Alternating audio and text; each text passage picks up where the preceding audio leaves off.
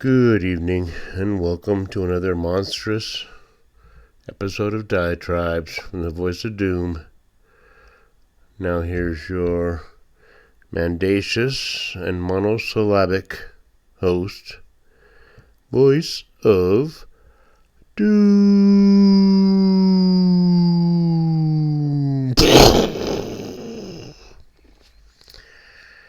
Alright.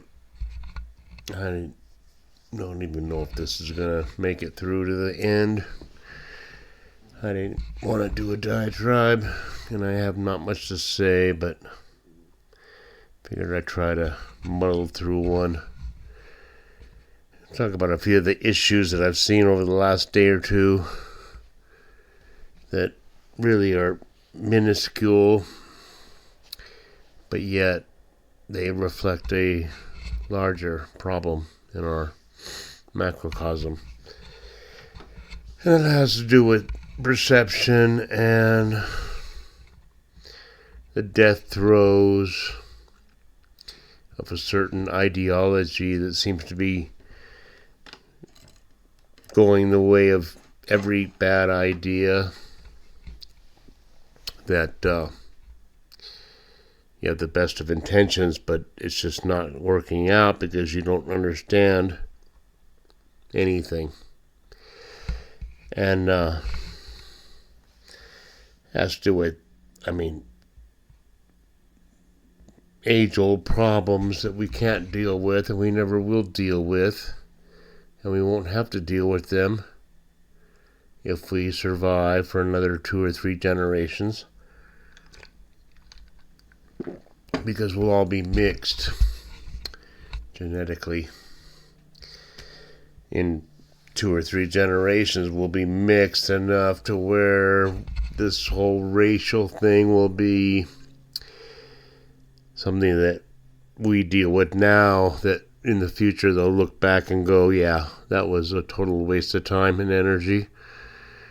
And many people died, and a lot of resources and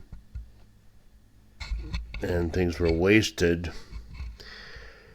worrying about equity, worrying about reparations, worrying about how bad things were for certain races and how good things were for other races, and oppressors and victims.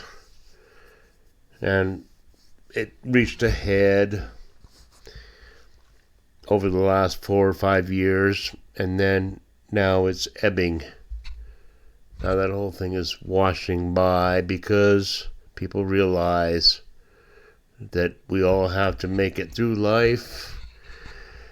We all have to get a job and get enough money to pay our bills, or we have to band together so we can find a place to live and do what we can to survive. And race is not really an issue. So we have certain episodes, certain anecdotes, certain things happening where,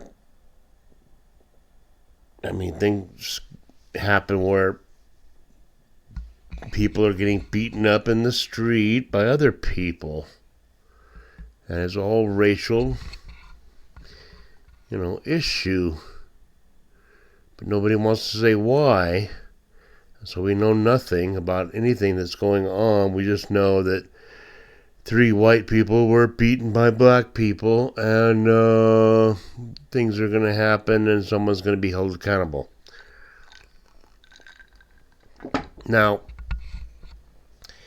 I would say most really violent episodes usually are provoked for some reason. Unless you really are like going into the wrong place at the wrong time, then there's no reason to think that anybody would just be pummeled for no reason. So everything usually has a reason. I believe in cause and effect. And I hate when we have political straw men thrown up by one side or the other, saying, why is this happening? If it was happening the other way around, if, say, two white guys, or two black guys and a black woman were in Tupelo, Mississippi, and they were in a nightclub, and suddenly they were all beaten senseless by some white crackers. Well, I think that would be an episode, that would be a anecdote in history where people would take notice, because it fits into the schema that all minorities, Asians, Middle Easterners, Southern Americans, Hispanics, and African Americans are all oppressed, and they're all going to be victimized by the white patriarchy, who reside in Tupelo, Mississippi. Okay. But in this case, we had a case where 3 people were being beaten, and I don't know why they were, and I hope they get to the bottom of it, because if you get to the bottom of it, then we'll know what happened. If 3 white crackers go into Cincinnati, into a nightclub, and start making racial slurs and saying this or that or whatever, they're going to get beaten up, and nobody would care about that. But if you see 3 white people getting beaten up by a bunch of black people, and you don't have no context of knowing why, then it just feeds into the elites, plan of keeping us all vying against each other. So obvious. Come on.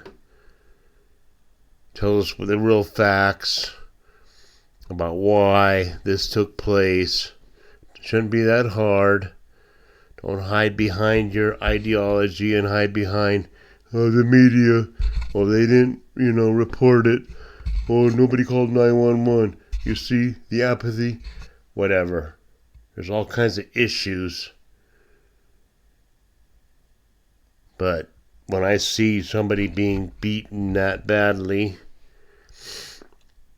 I think there might be a reason for it, and I'm not condoning violence. I'm just saying, get down to the facts. Now, as far as cold cocking a woman and putting her in a coma, I don't know. I've been in situations where crowds get, over exuberant. They lose it. They can't handle the situation. I've been in those kind of situations. And if you haven't been in that, then you haven't lived, because you have to be in some really tenuous situations where you realize that you may be in danger because somebody's losing it. They're not able to function. I don't know if you people are all in your bedrooms just laying down, but I've been in situations where I was afraid because people were losing it because of the situation that we were in. Anarchy or a riot, or just totally like, I'm going to do what I want because I've always wanted to just let go and grab this guy by the neck just because I feel like it. So you got to be, aware of the fact that that could happen. But so that leads into this other thing with genetics and eugenics. I've already talked about Margaret Sanger and the whole thing with, trying to perfect humankind by getting rid of the, defective people. I mean, there's a certain logic to it, and I don't condone it. And I've had somebody born into my family that was not normal, and I dealt with it. And I didn't want to deal with it. I was hoping that I would, have kids that, were normal, so-called normal people that could function. But if you have a kid that has no arms, or you have a kid that's got Down syndrome, then you got to deal with that. So this eugenics thing, Brave New World, do all your homework.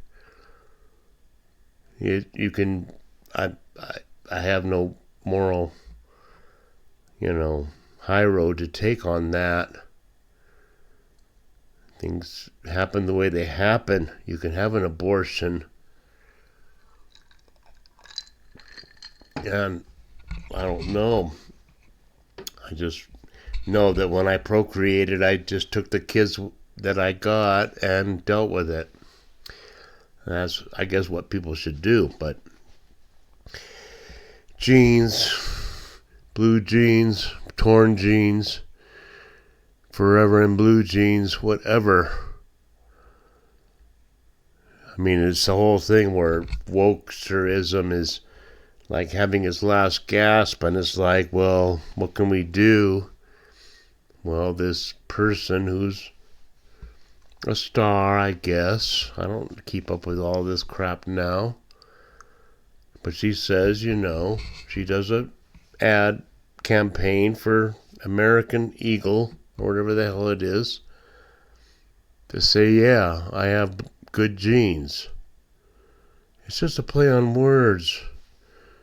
And then people have to just, take it to the logical extreme of fascism, eugenics, Hitler, and the gas chambers. And it's absurd, but it's also just kind of a reply to the fact that their whole shtick is dying. So obvious. Because you can't have that. We got a lot of problems on this planet. We got people warring with each other all over the place.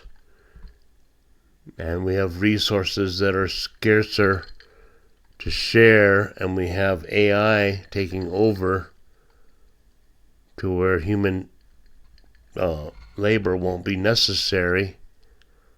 So what becomes of humans? We have a lot of issues where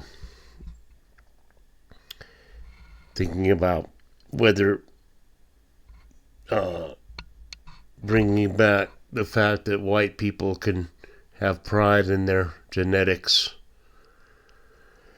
We're beautiful people, or whatever. I'm a beautiful person. I have good genes, and my genes are blue, and my eyes are blue. Whatever. It's really ridiculous, and it's the sign of the times, and it could mean a lot of danger, because once wokeism dies completely, then what do you have left? I don't know. You have a police state, but who knows? I just think that times are weird, a lot of weird things happening, and we'll see if we make it till Halloween. Anyway, I doubt if I'll even post this because it's really bad, but just thought I'd do a diatribe, half drunk, mostly drunk, and leave it at that. I could have said more, but I don't know what to say, so that's it. Goodbye.